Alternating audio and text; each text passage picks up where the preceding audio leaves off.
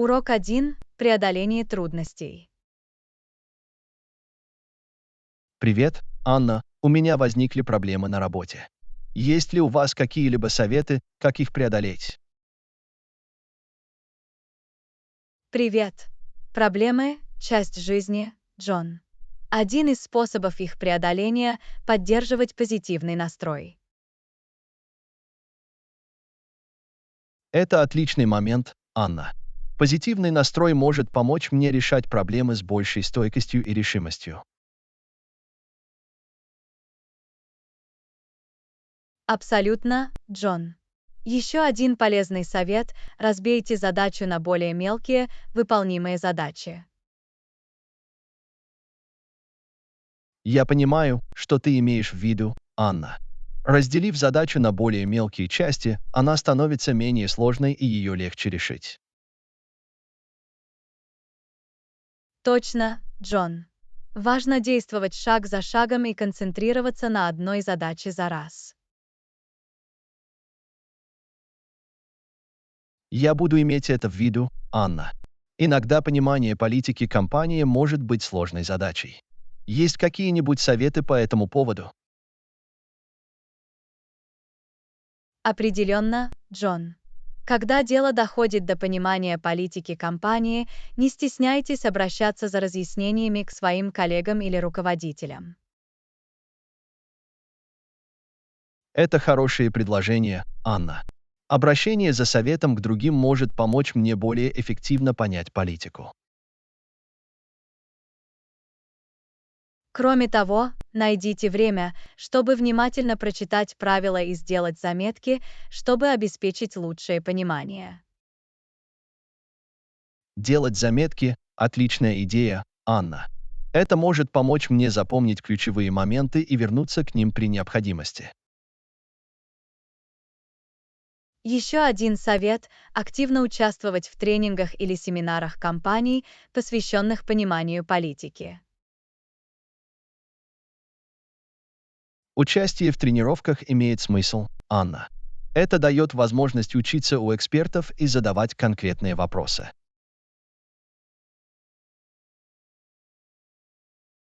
Абсолютно, Джон. Участие в обсуждениях и поиск разъяснений во время обучения могут улучшить ваше понимание. Спасибо за эти полезные советы, Анна. Теперь я чувствую себя более подготовленным к решению своих рабочих задач. Пожалуйста, Джон. Я рад, что смог вам помочь. Помните, что трудности– это возможности для роста и обучения. Это отличная перспектива, Анна. Я буду помнить об этом и подхожу к решению задач с позитивным настроем. Я не сомневаюсь, что ты преодолеешь любое испытание, Джон. Оставайтесь решительными и сосредоточенными. Спасибо за ободряющие слова, Анна. Я ценю вашу поддержку и руководство. Пожалуйста, Джон. Помните, что вы не одиноки в борьбе с трудностями. Опирайтесь на своих коллег и обращайтесь за помощью, когда это необходимо. Я сделаю это, Анна. Я благодарен, что вокруг меня есть команда поддержки. Еще раз спасибо, буду продолжать двигаться вперед. У тебя все отлично, Джон. Продолжайте в том же духе и всегда обращайтесь, если вам понадобятся дополнительные рекомендации. Я ценю это, Анна. Я обязательно обращусь, если мне понадобится еще совет. Берегите себя, и я скоро с вами поговорю. Урок 2. Планирование бюджета на проживание. Привет, Анна. Я начинаю планировать отпуск. Какой бюджет на проживание вы предпочитаете во время путешествия? Привет. Это отличный вопрос, Джон. Это зависит от пункта назначения и уровня комфорта, который я ищу. Понятно. Итак, вы обычно выбираете бюджетное жилье или предпочитаете более роскошные варианты. Это действительно зависит от моего бюджета на поездку, Джон. Иногда я выбираю бюджетные варианты, чтобы сэкономить деньги на другие впечатления. Это имеет смысл, Анна. Важно разумно распределить бюджет, чтобы получить максимальную пользу от всей поездки. Абсолютно, Джон. Однако бывают случаи, когда я немного трачу деньги и балую себя более роскошным отдыхом для особого случая. Это звучит как хороший баланс, Анна. Хорошо время от времени вознаграждать себя во время путешествий. Определенно, Джон. Путешествие — это создание незабываемых впечатлений, и проживание играет в этом важную роль. Итак, как вы обычно находите жилье в пределах желаемого бюджета? Я часто начинаю с онлайн-исследований, Джон. Существует множество туристических веб-сайтов и приложений, предлагающих широкий выбор вариантов. Это хороший подход, Анна. Это позволяет сравнивать цены и читать отзывы других путешественников. Да, читать обзоры очень важно, Джон. Это помогает мне получить представление о качестве и стоимости проживания. Есть ли у вас еще какие-нибудь советы по поиску недорогого жилья? Один совет — подумайте о том, чтобы остановиться в гостевых домах или хостелах, а не в отелях, особенно если вы путешествуете в одиночку или у вас ограниченный бюджет. Это отличный совет, Анна.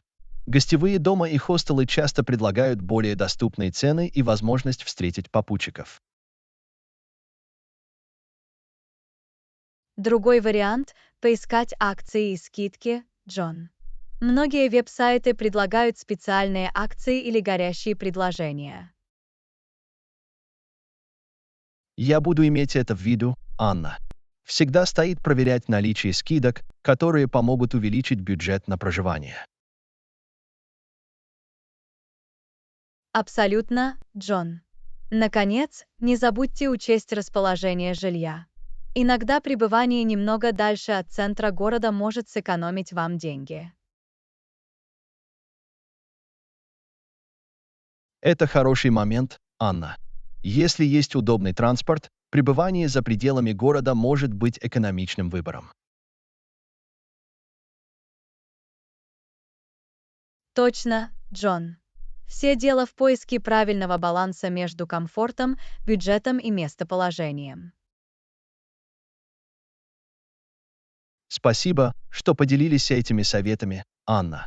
Это дало мне некоторые идеи о том, как более эффективно планировать бюджет на проживание.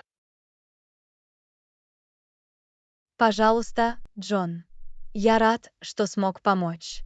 Помните, что поиск подходящего жилья добавит общего впечатления от путешествия. Я ценю твой совет, Анна. Я обязательно учту все эти факторы при планировании предстоящей поездки. Я уверена, что ты найдешь идеальное жилье в рамках предпочитаемого тобой бюджета, Джон. Желаю вам фантастического путешествия. Спасибо, Анна. Я с нетерпением жду этого. Я дам вам знать, как все пройдет. А пока берегите себя.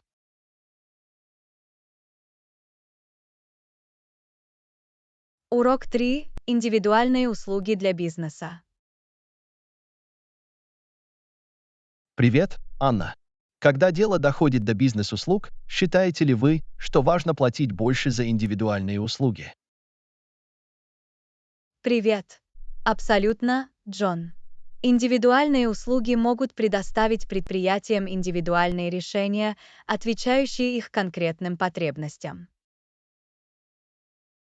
Это имеет смысл, Анна. Инвестиции в специализированные услуги могут привести к повышению эффективности и результативности операций. Определенно, Джон. Индивидуальные услуги предназначены для решения уникальных задач и требований каждого бизнеса. Итак, каковы примеры индивидуальных услуг, которые могли бы принести пользу предприятиям? Одним из примеров являются персонализированные маркетинговые стратегии, Джон.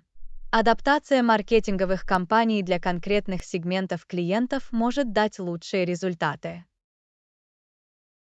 Это отличный пример, Анна. Это позволяет компаниям более эффективно взаимодействовать со своей целевой аудиторией. Другой пример — разработка программного обеспечения по индивидуальному заказу, Джон. Предприятия могут иметь программное обеспечение, предназначенное для оптимизации своих процессов и повышения производительности. Индивидуальное программное обеспечение кажется ценной инвестицией, Анна. Это может помочь предприятиям оптимизировать свою деятельность и оставаться впереди конкурентов. Абсолютно, Джон. Индивидуальные консультационные услуги также важны. Консультанты, которые понимают уникальные потребности бизнеса, могут предоставить ценную информацию и рекомендации. Я согласен, Анна.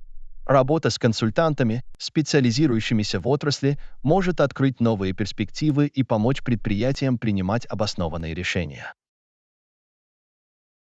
Более того, Джон, необходимо индивидуальное обслуживание клиентов. Предоставление индивидуальной поддержки и решений может повысить удовлетворенность и лояльность клиентов. Это решающий аспект, Анна. Компании, которые отдают приоритет превосходному обслуживанию клиентов, часто имеют конкурентное преимущество. Определенно, Джон. Индивидуальные программы обучения для сотрудников также полезны. Обучение, соответствующее конкретным навыкам и знаниям, необходимым в бизнесе, может способствовать росту и развитию. Я вижу ценность в индивидуальном обучении, Анна. Это помогает сотрудникам приобрести опыт, необходимый для достижения успеха в своей работе. Абсолютно, Джон. В конечном итоге, платить больше за индивидуальные услуги может привести к долгосрочным выгодам и более сильным позициям на рынке. Понятно, что индивидуальные услуги предлагают преимущества, которые могут способствовать успеху бизнеса, Анна. Да, Джон. Хотя они могут повлечь за собой более высокие затраты, возврат инвестиций часто оправдывает затраты. Спасибо, что поделились этими мыслями, Анна. Для предприятий важно учитывать ценность индивидуальных услуг в своей деятельности. Пожалуйста, Джон. Я рад, что смог внести свой вклад в обсуждение. Индивидуальные услуги могут изменить правила игры для бизнеса. Я ценю твой вклад, Анна. Это дало мне более глубокое понимание значения индивидуальных услуг. Еще раз спасибо.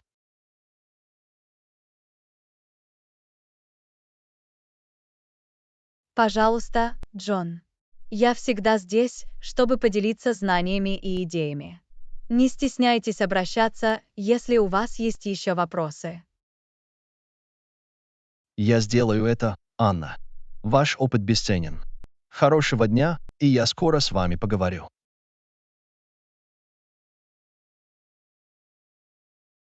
Урок 4. Наличие такси. Привет, Анна. Ты когда-нибудь задумывалась, как узнать, доступно ли такси? Привет. Да, у меня есть. Один из способов проверить — поискать свет на крыше автомобиля. Если он горит, это означает, что такси доступно. Это полезный совет, Анна. Полезно знать, как найти доступное такси, особенно в оживленных районах. Абсолютно, Джон. Свет на крыше такси служит сигналом потенциальным пассажирам.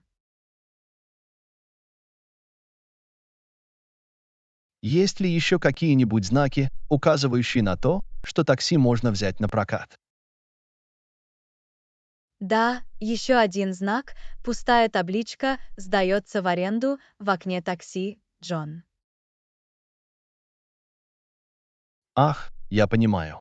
Это еще один визуальный индикатор того, что такси готово забрать пассажиров. Точно, Джон. Когда вам нужно такси, важно быть наблюдательным и обращать внимание на эти подсказки. Что делать, если свет на крыше машины не горит или не отображается знак «Сдается в аренду»?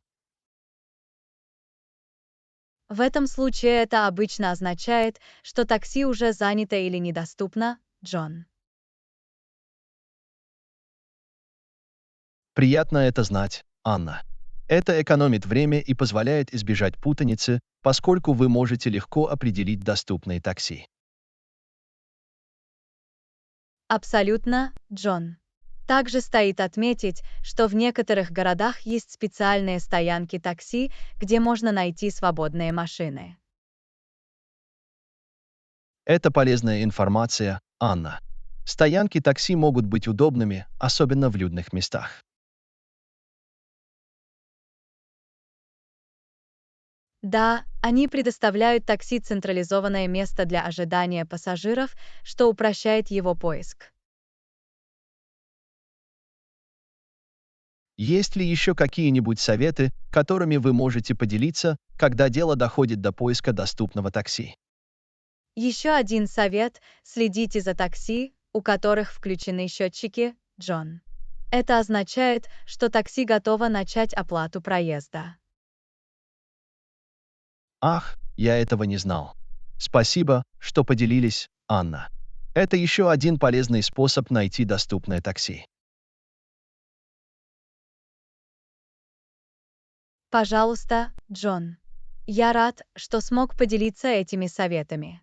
Они могут пригодиться, когда вам понадобится такси. Определенно, Анна. Знание этих знаков и сигналов может значительно облегчить процесс вызова такси. Я согласна, Джон. Все дело в наблюдательности и знании того, что искать. Еще раз спасибо, Анна. Ваши идеи были ценны. Я вспомню эти советы, когда в следующий раз мне понадобится такси. Пожалуйста, Джон. Я рад, что смог помочь. Не забывайте о безопасности и будьте осторожны при посадке в такси. Абсолютно, Анна. Безопасность всегда является главным приоритетом. Берегите себя, и я скоро с вами поговорю. Урок 5. Поверхности и их красота. Привет, Анна. Ты когда-нибудь замечала, насколько разные поверхности могут быть невероятно красивыми? Привет. Да, у меня есть. Некоторые поверхности могут иметь удивительные текстуры и узоры, которые визуально привлекательны. Абсолютно, Анна. Будь то гладкость полированного мраморного пола или замысловатые детали деревянного стола, поверхности могут быть захватывающими. Я согласна, Джон. Поверхности также могут различаться по цвету, что добавляет им эстетической привлекательности. Это правда, Анна. От ярких оттенков до нежных оттенков цвет поверхности может значительно улучшить ее общую красоту. И давайте не будем забывать об отражающих поверхностях, Джон. Зеркало и стекло могут создавать потрясающие визуальные эффекты. Определенно, Анна. Отражения могут добавить нотку волшебства и создать интересные иллюзии. Поверхности тоже могут вызывать разные эмоции, Джон. Например, мягкий, плюшевый ковер может сделать пространство уютным и привлекательным. Это отличный момент, Анна. Текстура поверхности может влиять на то, как мы воспринимаем конкретную окружающую среду. Абсолютно, Джон. Поверхности играют важную роль в дизайне интерьера и могут существенно повлиять на атмосферу комнаты. Я также видел удивительные уличные рисунки, нарисованные на поверхностях зданий, Анна. Это может полностью изменить внешний вид района. Стрит-арт– фантастический пример, Джон. Он демонстрирует, как поверхности могут стать холстом для творчества и самовыражения. Действительно, Анна.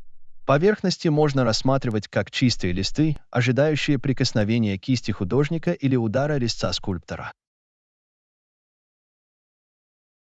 Удивительно, как поверхности могут превращаться в произведения искусства, Джон. Они обладают силой вдохновлять и побуждать к размышлениям. Абсолютно, Анна. Поверхности могут передавать истории и сообщения, захватывая воображение тех, кто с ними сталкивается. И дело не только в визуальной красоте, Джон. Поверхности также могут доставлять тактильное удовольствие, например, гладкость шелка или шероховатость каменной стены. Ты права, Анна. Наше чувство осязания позволяет нам оценить различные текстуры и ощущения, которые предлагают поверхности. Поверхности действительно могут задействовать несколько чувств, Джон. Они способствуют нашему общему чувственному восприятию окружающего мира. Я не могу не согласиться, Анна. Поверхности не просто функциональны, они могут быть источниками вдохновения и восторга. Абсолютно, Джон. Стоит уделить минутку, чтобы оценить красоту, которая нас окружает в виде различных поверхностей. Спасибо, что поделились этими мыслями, Анна. Это позволило мне лучше осознать влияние, которое поверхности могут оказывать на нашу повседневную жизнь. Пожалуйста, Джон. Я рад, что смог внести свой вклад в разговор. Поверхности хранят в себе мир красоты. Я ценю твою точку зрения, Анна.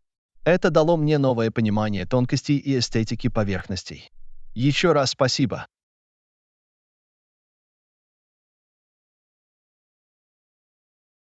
Пожалуйста, Джон. Я всегда здесь, чтобы поделиться знаниями и идеями. Не стесняйтесь обращаться, если у вас есть еще вопросы. Я сделаю это, Анна. Ваш опыт бесценен. Хорошего дня, и я скоро с вами поговорю.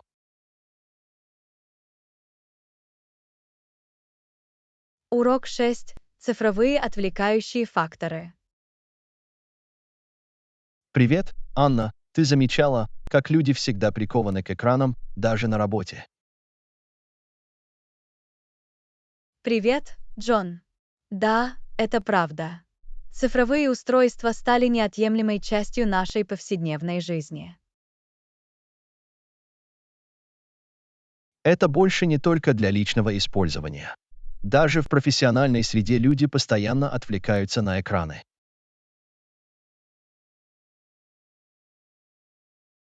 Абсолютно. Постоянные уведомления и соблазн проверить социальные сети могут сильно отвлекать. Может быть сложно сосредоточиться на работе, когда вокруг нас так много цифровых отвлекающих факторов.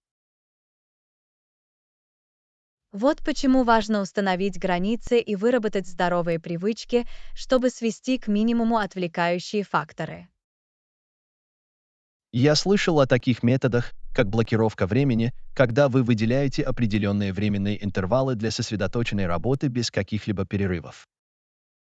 Да, Блокировка времени может быть эффективной, помогая вам не сбиться с пути и выполнять задачи, не отвлекаясь. Другой подход — практиковать цифровую детоксикацию, при которой вы намеренно отключаетесь от своих устройств на определенный период. Это отличная идея.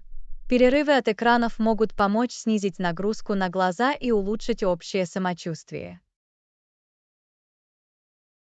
Также важно создать благоприятную рабочую среду, которая сводит к минимуму отвлекающие факторы. Например, держать телефон в беззвучном режиме или вне поля зрения. Абсолютно. Создание выделенного рабочего пространства и устранение ненужных отвлекающих факторов может значительно повысить производительность.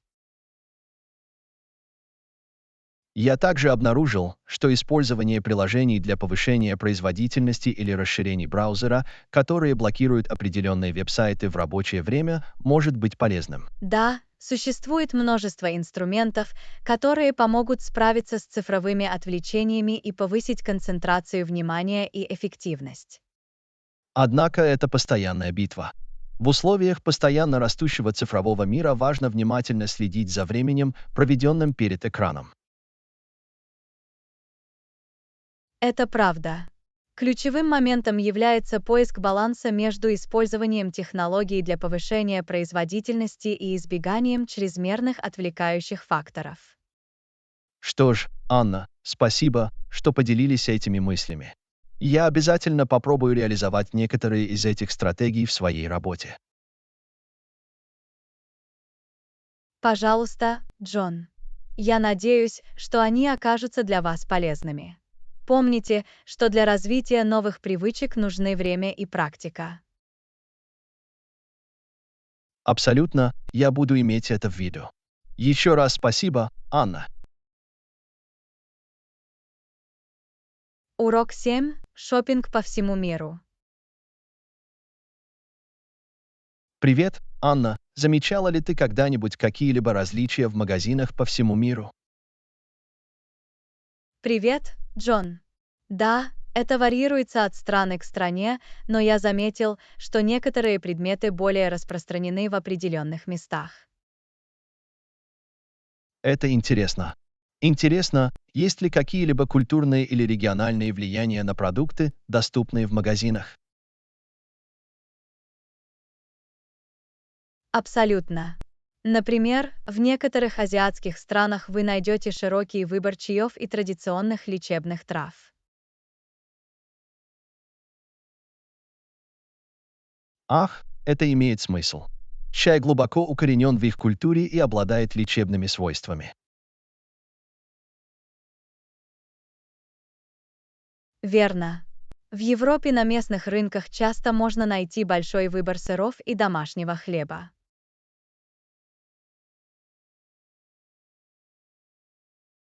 Я люблю сыр.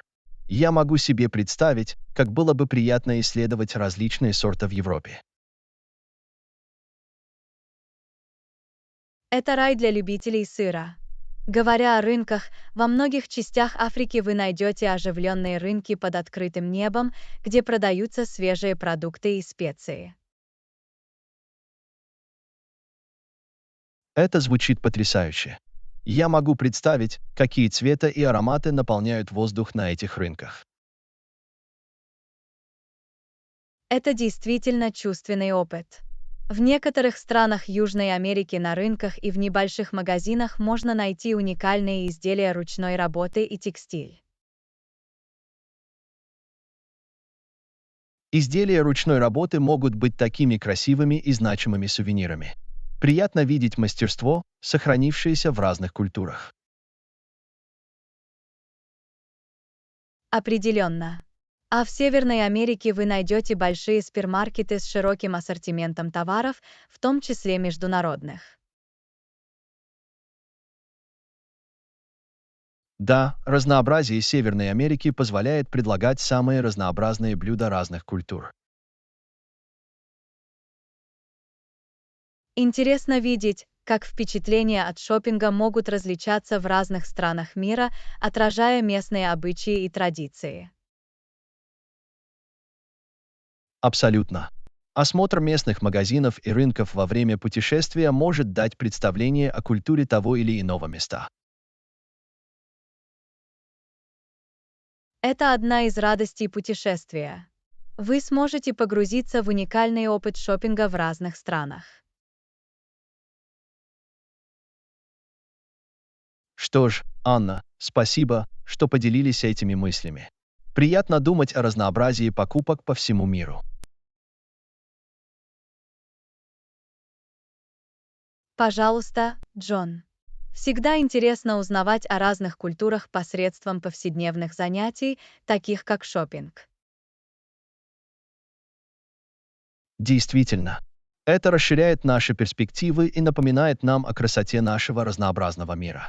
Хорошего дня, Анна. Урок 8. Преобразование волос. Привет, Анна. Ты когда-нибудь задумывалась о том, чтобы сменить цвет волос? Я слышал, что это интересный способ изменить свой внешний вид. Привет, Джон. Да, я думал об этом. Интересно, как простая смена цвета волос может существенно изменить внешний вид. Абсолютно. Вы когда-нибудь задумывались о том, чтобы попробовать мелирование? Они могут добавить объема и глубины вашим волосам. Это отличная идея. Мелирование может придать естественный эффект загара и улучшить общий вид. И вам не обязательно идти на радикальные перемены. Небольшие блики все равно могут иметь заметное значение. Это правда. Если вы не уверены в существенной трансформации, всегда полезно начать с более тонкого изменения. Еще один вариант, который стоит рассмотреть, это освещение. Они включают добавление более темных оттенков для создания контраста и глубины. Ах, я не думала о недостатках. Кажется, это отличный способ придать волосам пышность и текстуру. Определенно. Это может быть хорошим вариантом, особенно если вы хотите придать глубину светлым волосам. Говоря о более светлых тонах, задумывались ли вы когда-нибудь о том, чтобы попробовать совершенно другой цвет волос, например, стать блондинкой или рыжей? Не совсем. Мне больше нравится мой натуральный цвет волос. Но я видел несколько удивительных трансформаций с яркими цветами. Это правда, смелые цвета могут заявить о себе и подчеркнуть вашу индивидуальность. Но важно найти оттенок, который дополняет тон вашей кожи. Это хороший момент. При выборе цвета волос важно учитывать такие факторы, как тон кожи и цвет глаз. Абсолютно. Консультация профессионального парикмахера также может помочь вам подобрать идеальный цвет, который подойдет именно вам.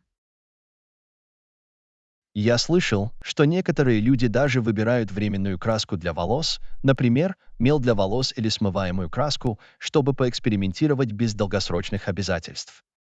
Да, временные цвета могут быть интересным способом попробовать разные оттенки без стойкости.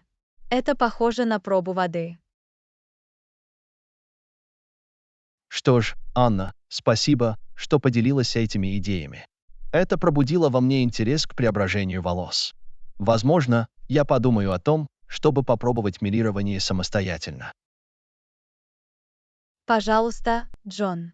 Всегда интересно исследовать новые образы. Я уверен, что бы вы ни выбрали, оно вам подойдет. Очень мило с твоей стороны, Анна. Я ценю поддержку. Хорошего дня.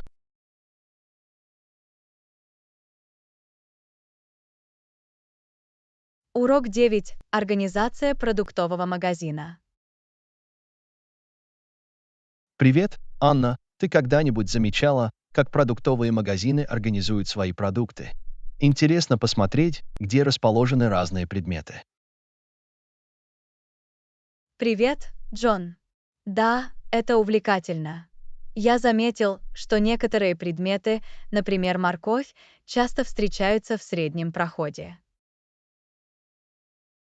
Это правда. Морковь обычно находится посередине, потому что это широко используемый овощ, и ее можно найти во многих блюдах. Точно. Говоря о проходах, заметили ли вы, что помидоры часто ставят в конце прохода? Да, помидоры часто выставляются на видном месте в конце прохода, чтобы привлечь внимание покупателей. Они популярны и универсальны. Разместить их там– это разумная стратегия. Это облегчает покупателям их поиск и стимулирует импульсивные покупки. Определенно. Планировка продуктового магазина может повлиять на наше решение о покупке. Вот почему определенные продукты расположены стратегически. Абсолютно. Вы часто найдете предметы первой необходимости, такие как молоко и яйца, расположенные в задней части магазина, так что вам придется проходить через другие проходы. Да, их называют привязанными продуктами, потому что они заставляют вас перемещаться по магазину и потенциально находить по пути другие товары.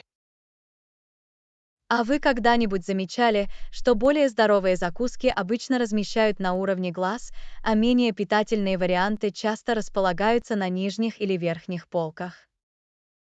Да, это способ повлиять на выбор потребителей и продвигать более здоровые варианты. Требуется немного больше усилий, чтобы найти менее здоровые закуски. Я думаю, что важно знать об этой тактике и делать осознанный выбор при совершении покупок. Абсолютно. Приятно читать этикетки и принимать обоснованные решения о том, что мы кладем в тележки. Определенно. Понимая, как магазины организуют свою продукцию, мы можем стать более внимательными покупателями. Это правда. Все дело в осознанности и принятии решений, которые соответствуют нашим предпочтениям и ценностям. Урок 10. Активный отдых на свежем воздухе. Привет, Анна, ты исследовала окрестности. Рядом с нами есть красивый парк, идеально подходящий для пробежек и активного отдыха. Привет, Джон. Это звучит потрясающе. Я люблю проводить время на свежем воздухе. Приятно быть в окружении природы. Абсолютно. В парке есть благоустроенные дорожки для пробежек, а также есть открытые места для пикников и отдыха. Это чудесно. Замечательно иметь место, где можно заняться различными видами деятельности и отдохнуть от суеты городской жизни. Да, это спокойный отдых от шума и суеты. Кроме того, парк предлагает красивые пейзажи и возможность соединиться с природой. Я считаю, что пребывание на природе может оказывать успокаивающее воздействие на разум и тело. Это отличный способ снять стресс и восстановить силы. Определенно. В парке также есть различные спортивные сооружения, такие как теннисные корты и баскетбольные площадки, так что вы можете заниматься командными видами спорта или практиковать свои навыки. Это фантастика. Он предоставляет возможности как для индивидуальной, так и для групповой деятельности. Похоже, это место для всех. Абсолютно. Каждый найдет что-то для себя, любите ли вы пробежку, занятия спортом или просто неторопливую прогулку. Хорошо, когда есть варианты. Я уверен, что парк привлекает людей всех возрастов и интересов. Да, это место сбора сообщества. Часто можно увидеть семьи, устраивающие пикники, друзей, играющих во фрисби, или людей, выгуливающих собак. Звучит прекрасно. Это прекрасное место для общения и знакомств с новыми людьми, которые разделяют схожие интересы. Действительно, это отличная возможность пообщаться с другими людьми и укрепить чувство общности. Я очень рада посетить парк. Кажется, это идеальное место, чтобы насладиться отдыхом на свежем воздухе и оставаться активным. Я уверен, тебе понравится, Анна. Это скрытая жемчужина в нашем районе. Проведите фантастическое время, гуляя по парку.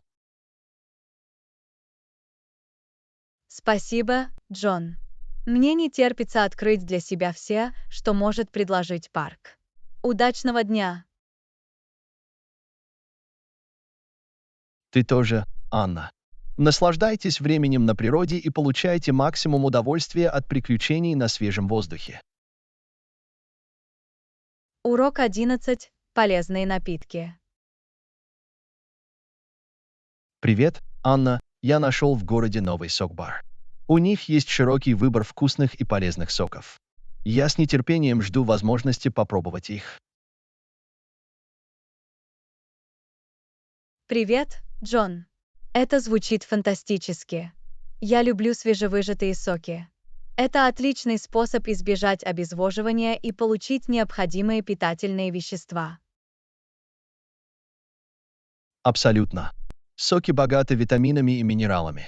Они могут стать освежающей и питательной альтернативой сладким напиткам.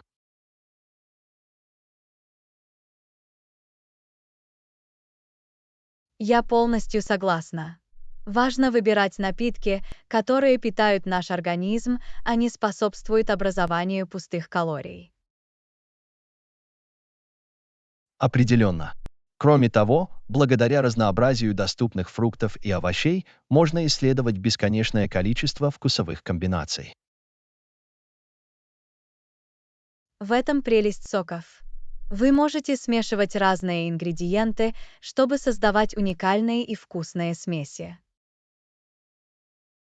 И сок-бар, о котором я упоминал, также предлагает смузи, приготовленные из свежих фруктов и йогурта. Это отличный вариант быстрого и сытного перекуса. Смузи замечательные. Они обеспечивают хороший баланс фруктов, белков и полезных жиров. Они могут держать вас удовлетворенными дольше. Точно. Это удобный способ включить в свой рацион больше фруктов и овощей.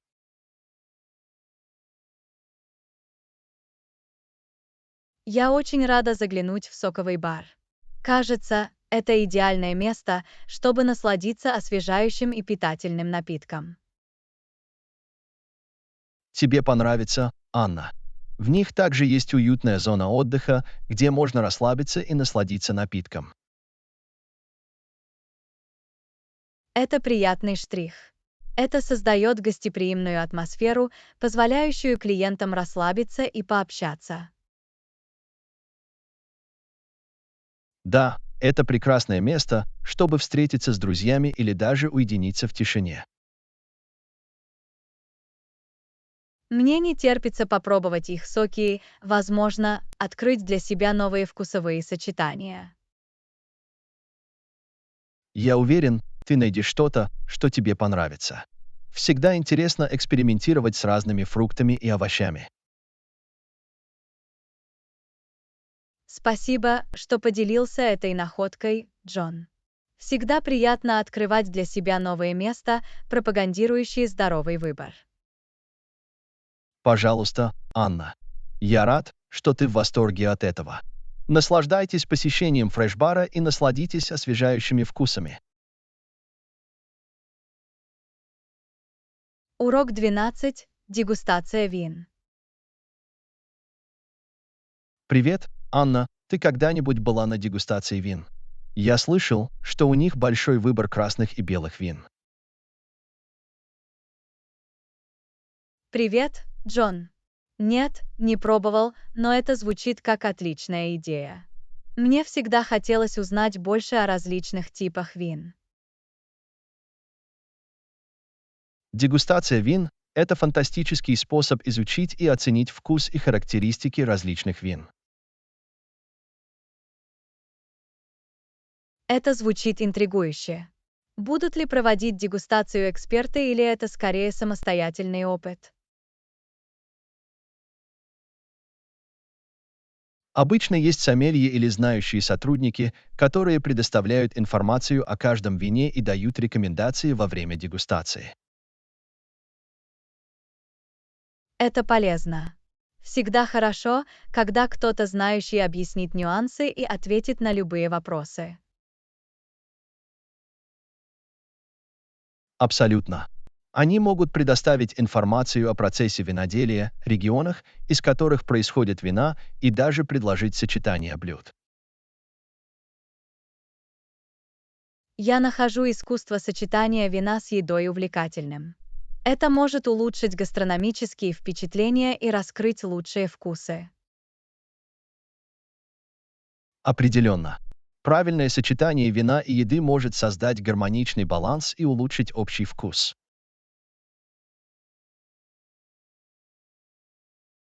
Мне интересно, существуют ли какие-то особые этикеты или ритуалы, связанные с дегустацией вин? Да, есть несколько общих рекомендаций, которым следует следовать. Например, бокал для вина принято держать за ножку, чтобы не согреть вино рукой. Это имеет смысл. Температура может повлиять на вкус вина, поэтому важно поддерживать идеальную температуру подачи. Точно. Также рекомендуется осторожно помешать вино в бокале, чтобы раскрыть его ароматы, прежде чем сделать глоток. Ах, я видела, как люди это делают. Это помогает уловить всю гамму ароматов и вкусов вина. Именно. А во время дегустации принято делать маленькие глотки, позволяя вину покрыть вкус и насладиться различными нотками. Я могу себе представить, как это может помочь оценить сложность и характеристики каждого вина. Это прекрасный опыт, Анна. Мир вина может предложить так много всего, и дегустации– отличный способ изучить и расширить свои знания. Я очень рада попробовать. Похоже, это прекрасная возможность узнать и открыть для себя новые любимые вина. Я уверен, тебе понравится. Дегустация вин может быть как познавательной, так и приятной. Желаем расширить наши винные горизонты. Урок 13. Художественная выставка. Привет, Анна. В центре города проходит художественная выставка. Я думаю, вы оцените это, если увлекаетесь современным искусством. Привет, Джон. Это звучит интригующе. Мне очень нравится исследовать различные формы искусства. Я постараюсь попасть на выставку. Приятно это слышать, Анна. Художественные выставки– это фантастическая возможность погрузиться в творчество и вдохновиться. Абсолютно. Я считаю искусство мощным выражением эмоций и идей. Интересно наблюдать, как художники интерпретируют мир.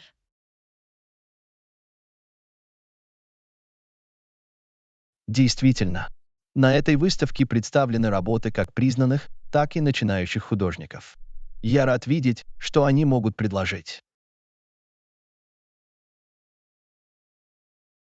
Всегда интересно наблюдать за эволюцией художественных стилей и открывать новые таланты. Определенно. Разнообразие произведений искусства позволяет нам увидеть разные точки зрения и затронуть разные темы. Мне интересно, на этой выставке представлены какие-то конкретные виды искусства или это смесь жанров? Это смесь, Анна. Здесь есть картины, скульптуры, инсталляции и даже некоторые произведения цифрового искусства. Это чудесно. Он предлагает обширный опыт и обращается к широкому спектру художественных предпочтений. Абсолютно. Выставка также дает возможность пообщаться с художниками и узнать об их творческом процессе.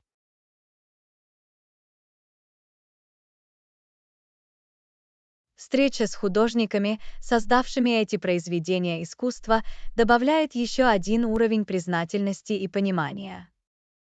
Так и есть.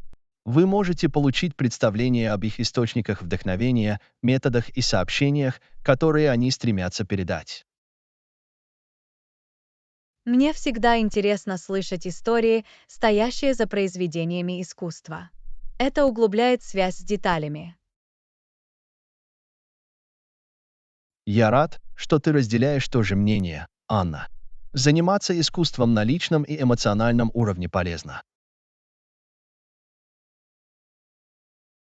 Абсолютно, Джон. Искусство способно вызывать эмоции и вызывать содержательные разговоры.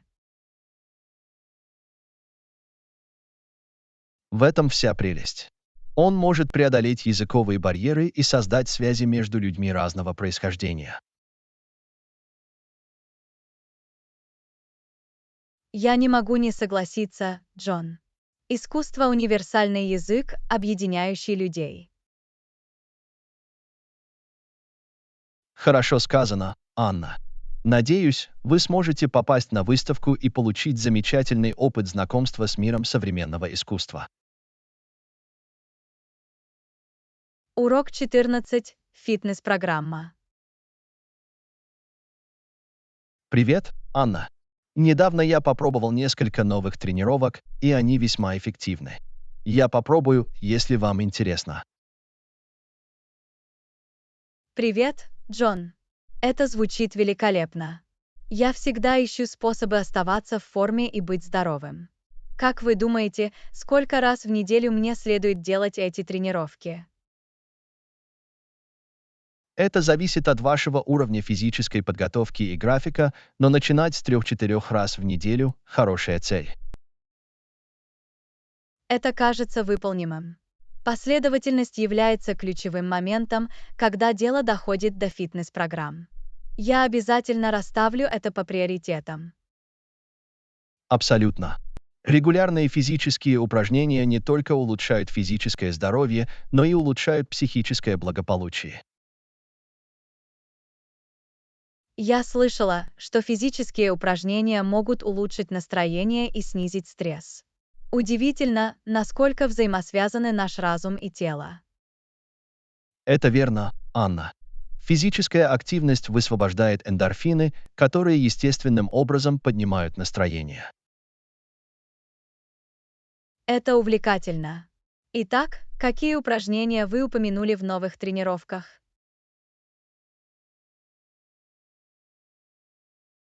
Тренировки, которые я провожу, сочетают в себе силовые тренировки, кардиоупражнения и работу над гибкостью. Это звучит как хорошо продуманная рутина. Силовые тренировки укрепляют мышцы, кардио улучшают выносливость, а гибкость повышает подвижность. Точно. Сбалансированный подход помогает сосредоточить внимание на различных аспектах фитнеса и делает тренировки интересными. Я ценю это разнообразие. Это предотвращает скуку и позволяет мне бросить вызов своему телу разными способами. Абсолютно. Важно продолжать тренироваться и постепенно увеличивать интенсивность по мере улучшения вашего уровня физической подготовки. Я буду иметь это в виду. Очень важно прислушиваться к своему телу и вносить соответствующие коррективы. Точно, Анна. Обращать внимание на то, как чувствует себя ваше тело, и соответствующим образом адаптировать тренировки имеет решающее значение для долгосрочного успеха. Я очень рада включить эти новые тренировки в свой распорядок дня. Всегда приятно попробовать что-то новое. Я рад это слышать. Не забывайте разминаться перед каждой тренировкой и охлаждаться после нее, чтобы предотвратить травмы. Хорошая мысль. Растяжка и правильная разминка и заминка необходимы для предотвращения травм. Абсолютно. И не забывайте пить воду во время тренировок. Важно правильно питать свой организм.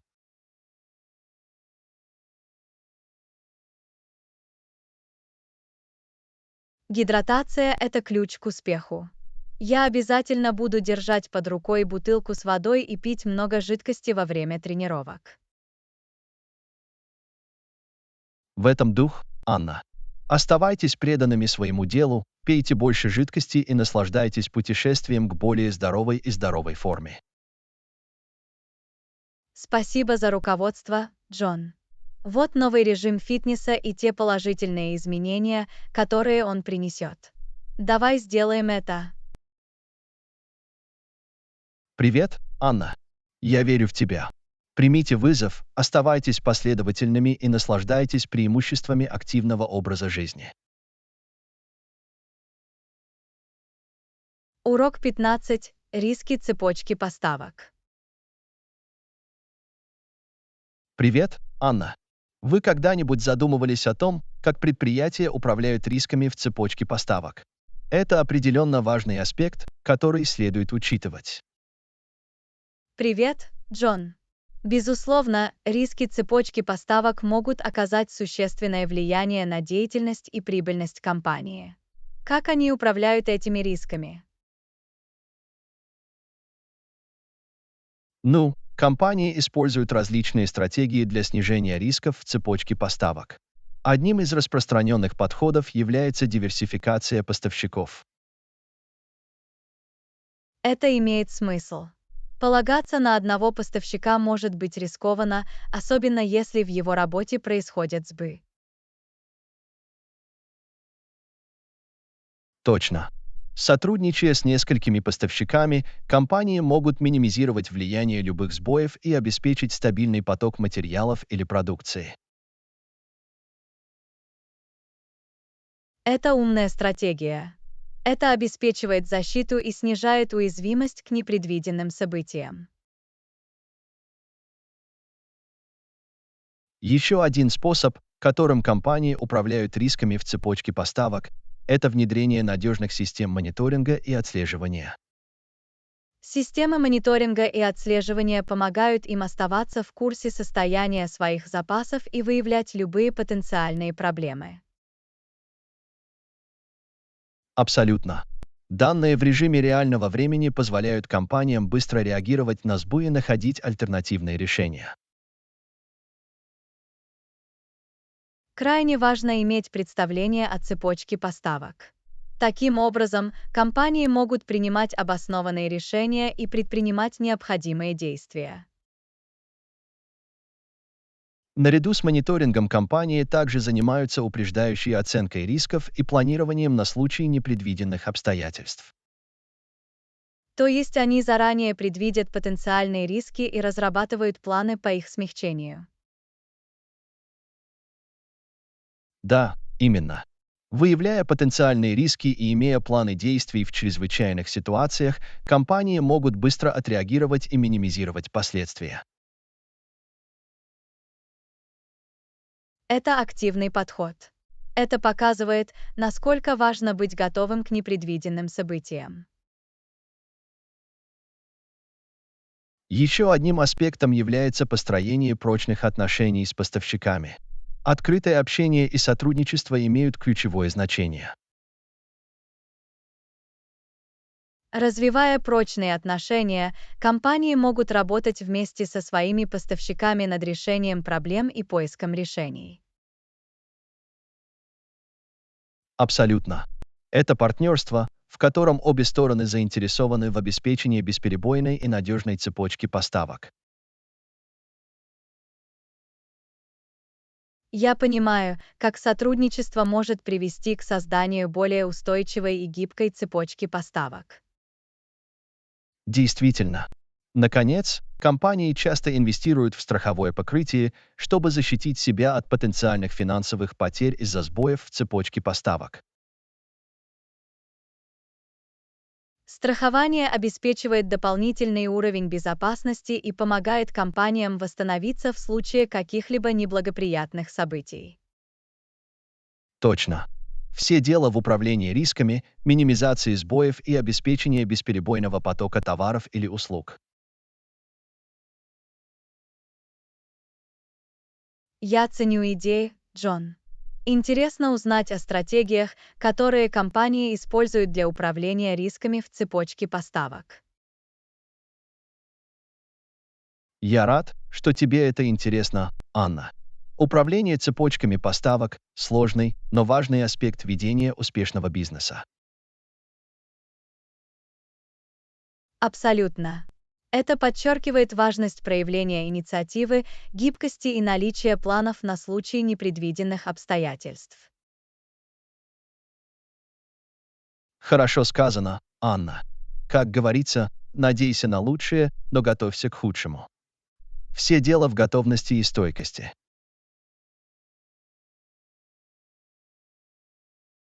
Определенно, Джон. Спасибо, что пролили свет на эту тему. Это ценные знания для всех, кто интересуется бизнесом и операциями. Пожалуйста, Анна. Мне было приятно обсудить это с вами. Давайте продолжим исследовать и учиться вместе. Урок 16. Цены и условия партнерства. Привет, Анна. Я думаю, пришло время обсудить цены и условия нашего нового партнерства. Это важный аспект нашего сотрудничества. Привет, Джон. Безусловно, правильное ценообразование и условия имеют решающее значение для успешного партнерства. Давайте углубимся в это. Для начала нам нужно оценить ценность нашего партнерства для обеих сторон. Мы должны стремиться к справедливому и взаимовыгодному соглашению. Согласна. Важно найти баланс, при котором обе стороны чувствуют, что заключают честную сделку и имеют стимул внести свой вклад. Мы также должны учитывать рыночные условия и конкурентные цены. Очень важно быть конкурентоспособным, обеспечивая при этом прибыльность. Это хороший момент. Нам необходимо знать, что предлагают наши конкуренты, и позиционировать себя соответствующим образом. Точно. Важно выделиться среди других и предоставить уникальную ценность нашим клиентам.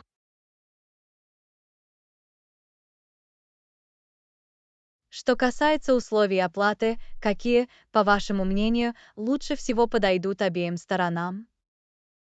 Мы могли бы рассмотреть гибкие варианты оплаты, такие как рассрочка или условия чистой оплаты, чтобы удовлетворить различные потребности. Это звучит разумно. Гибкость условий оплаты может помочь нам привлечь больше клиентов и построить долгосрочные отношения. Кроме того, нам следует обсудить любые скидки или стимулы, которые мы можем предложить для поощрения крупных заказов или повторных сделок. Предложение скидок или поощрений может стать мощной стратегией для увеличения продаж и повышения лояльности клиентов. Абсолютно. Также стоит рассмотреть возможность ценообразования на основе объема, при котором покупатели могут получить более низкие цены на большие объемы.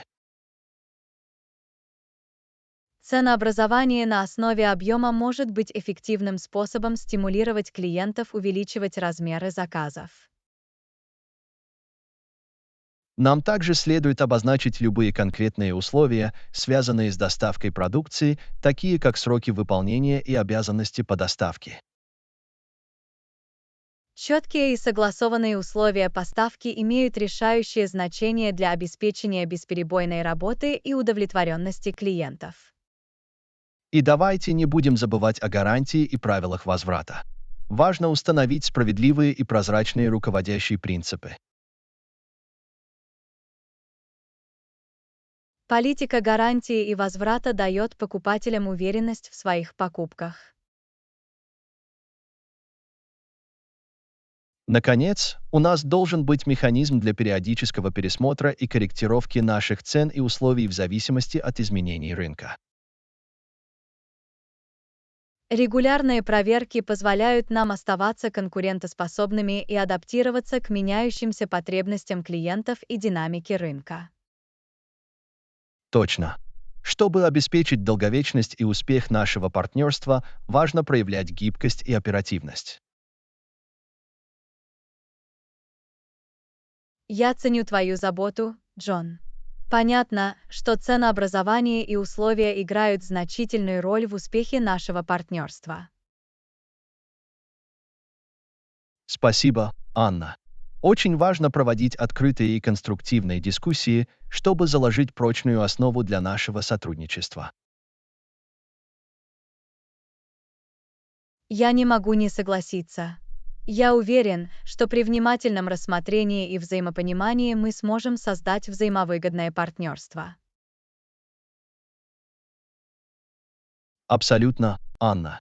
Давайте продолжим совместную работу над согласованием цен и условий, которые будут выгодны обеим нашим организациям.